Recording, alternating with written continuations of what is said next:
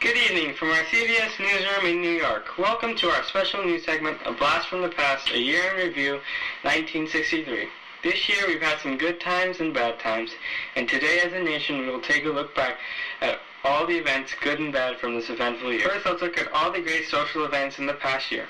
On January 12th, Steve Lawrence's very popular song, Go Away Little Girl, recorded in 1962, peaks #1 on the music charts. Then the popular British band, the Beatles, released their first single, Please Please Me, here in the U.S. on February 25th.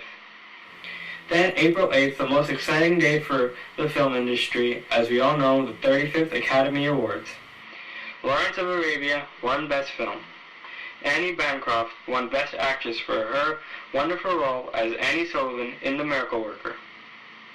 Gregory Peck won Best Actor for his role as Atticus Finch in To Kill a Mockingbird. And finally, on May 5th, the most important day of the year for music lovers all around, the Grammy Awards. I Left My Heart in San Francisco by Tony Bennett wins Best Record of the Year. Now to the world of sports. A great year for sports fans this year. On January 29th, Jim Thorpe, Red Grange, and the great George Halas were elected to the Football Hall of Fame. George Halas, also known as Papa Bear, has been and still is coaching the Chicago Bears for 36 seasons now. On February 20th, Major League Baseball took a huge leap in player contracts when the San Francisco Giants gave their center fielder Willie Mays a record $100,000 per year contract. Then a big day for basketball fans, especially Boston Celtic fans, as Bob Cousy plays his last game on March 17th. Now to politics. Our country had some great moments for political leaders in America and all over the world this year. One great moment was that on April 9th, Sir Winston Churchill became the first person to become an honorary citizen of the United States. But we know that the main focuses of politics in 1963 were racial segregation and President John F. Kennedy. On January 14th, George C. Wallace was sworn in as Governor of Alabama, and in his address he stated, "Segregation now, segregation tomorrow, segregation forever." And on May 11th, a scary time in Birmingham, Alabama, when several bombs exploded for mass protest against racial justice. The next day, African Americans rioted all over Birmingham, Alabama. It was a scary time for everyone, especially African Americans. On June 11th, John F. Kennedy released a statement that racial segregation is morally wrong and it was time to act. African Americans were more motivated than ever to end racial segregation, and the most defining moment of the civil rights movement came on August 28th when Martin Luther King Jr.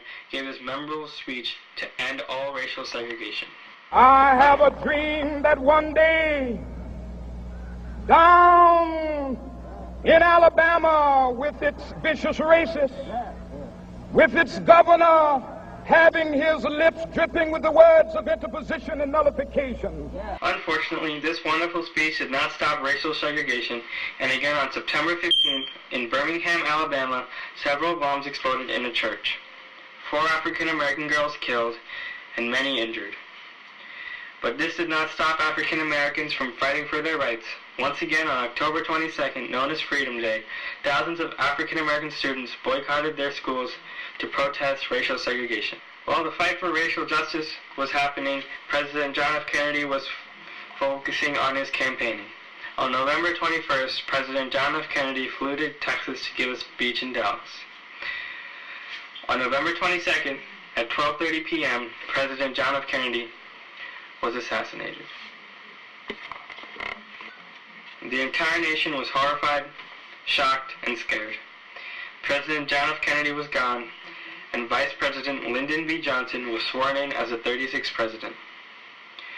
President Kennedy was laid to rest on November 25th at the Arlington National Cemetery. We ended this year on such a tragic event, but our nation kept moving forward, and we are going to celebrate this new year keeping these memories in our hearts and minds. I hope you all enjoyed our special news segment, A Blast from the Past, A Year in Review, 1963. From our CBS Newsroom, saying good night and have a great new year.